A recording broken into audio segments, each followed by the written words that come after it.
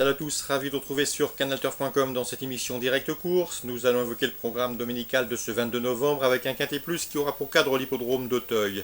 Il s'agira du prix François de Ganay. Voici tout de suite ma sélection pour cette compétition, une épreuve disputée sur les haies.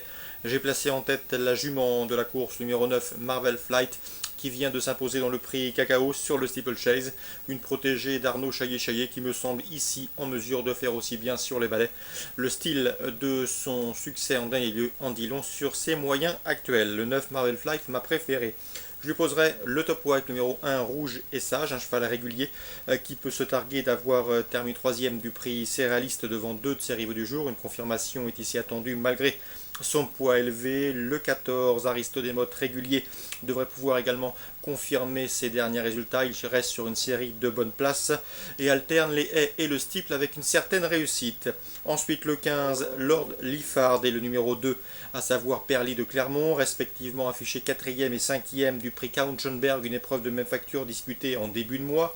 Le numéro 16 Anemos et le numéro 18 Hawk the Talk, qui ont été respectivement classés 4e et 5e de cette course en 2013. L'aptitude au parcours et la forme saisonnière peuvent leur permettre ici de tirer leur épingle du jeu. Attention également au numéro 6, Vangel de Cerisy, qui n'est autre que le tenant du titre. Et dans ce lot, il ne faudrait pas être surpris de le voir venir pimenter les rapports de cette compétition. Résumé chiffré pour ce quintet, 9, 1, 14, 15, devant le 2, devant le 16, devant le 18 et le 6. 9, As, 14, 15, 2, 16, 18 et 6. Toujours à Auteuil en réunion 1. Dans la première, j'aime beaucoup le 101 Politicard qui n'a pas manqué ses débuts sur le steeple. Il s'est imposé plaisamment en début de mois en gain. Une confirmation est ici attendue.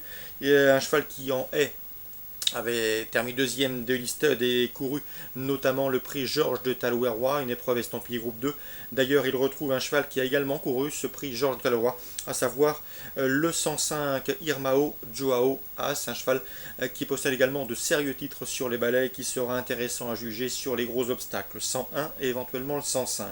Dans la quatrième, j'aime beaucoup le 402 Besterabad, un cheval estimé par Marcel Roland qui a eu des problèmes de santé, mais le cheval semble revenir en bonne forme. N'oubliez pas qu'au mois de mars, il avait été battu du minimum par un certain Blue Dragon, et on connaît l'histoire et le potentiel de ce Blue Dragon, donc attention au ce 402.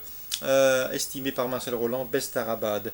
Dans le prix Renault du Vivier, la grande course de l'A4 ans, une épreuve qui devait initialement se disputer le week-end dernier, eh bien on a le match au sommet attendu, le 603 Bonito du Berlay, 9 victoires en 11 courses courues, et le 606 Blue Dragon qui lui compte 7 victoires en 8 courses courues. Il est invaincu en 5 courses sur les haies et c'est le chef de file de sa promotion depuis son succès dans le prix Alain Dubreuil où il devançait ce jour-là un certain Bonito du Berlay, mais Bonito était défaillant et malade.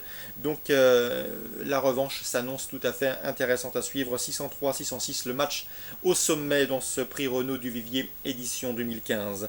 Julien Mérienne présente également dans la 10e le 6, le 1006 6 Staden. Sachez que la jument est au mieux, elle évoluera sur un terrain à sa convenance. Elle vient de terminer deuxième sur les programmes d'Anguin, elle a déjà bien fait à Auteuil. Sachez également que sur le steeplechase, eh bien, elle est irréprochable. 5 courses sur le steeple et déjà 5 podiums, donc de succès. Et à mon avis, dans ce lot, sa place est parmi les 3 premiers. En tout cas, on serait déçu dans l'entourage si elle ne faisait pas sa valeur. On lui posera bien sûr le 1009 Descartes qui a gagné un quintet plus en plat et qui n'a pas manqué sa reconversion sur les obstacles. Le cheval a gagné 2 courses sur les balais avant de se classer 4e dernièrement. Il débute ici sur le steeple avec de sérieuses prétentions. Concernant le prix Marc-Anthony, épreuve qui devait également se disputer le week-end dernier, je vous conseille le 1112 dans la 11e, le 12 London Wells, un cheval qui d'après Arnaud Chaillet a la pointure d'un handicap de ce genre. Donc attention au 1112 London Wells. Course ciblée à Auteuil. Dans la première le 101, la 4e le 402, la 6e le 3, le 6, la 10e le 6 et la 11e le 12. Concernant Saint-Malo en Réunion 2, dans la 2e, Sébastien Poilane est confiant avec le 214 au-delà de Bouer, un cheval régulier, peut-être mieux corde à gauche, mais d'après lui le cheval doit pouvoir faire sa valeur dans cette compétition. On lui opposera le 213 As d'Aufort qui vaut un lot comme celui-là, et le 217 Avenir de Mer à mon avis qui constitue un bel outsider, 213, 14 et 17. Dans la 3e, Sébastien Poilane également confiant avec le 11, Borsalino du Bourg. Un cheval qui collectionne les bons résultats, il devrait être dans le coup selon lui, et pourquoi pas sur le podium à une belle cote. Dans cette troisième, le cheval à battre reste le 305 Bellagio de Crépin, 3 courses, 3 victoires sur les programmes de Caen, un chrono d'une 14,5, départ lancé. À mon avis, c'est le cheval à battre, il est en net retard de gain, il devrait pouvoir ici en combler une nouvelle partie. Le 307 Breeze Breaker Dream, un cheval régulier, déféré les 4 pieds, confié pour l'occasion à Gabriele Gilormini, mérite également que l'on s'attarde sur sa candidature. 305, le cheval à battre, l'opposition, le 7 et le 11. Dans la quatrième, je vous conseille le 412, Henri de l'Éclair, un 5 ans qui défie ici ses aînés avec une belle chance de succès.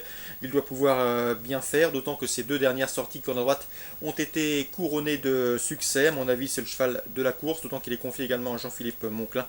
Sachez également que ce cheval avait terminé 2e d'un quintet plus cet été sur l'hippodrome de Cabourg.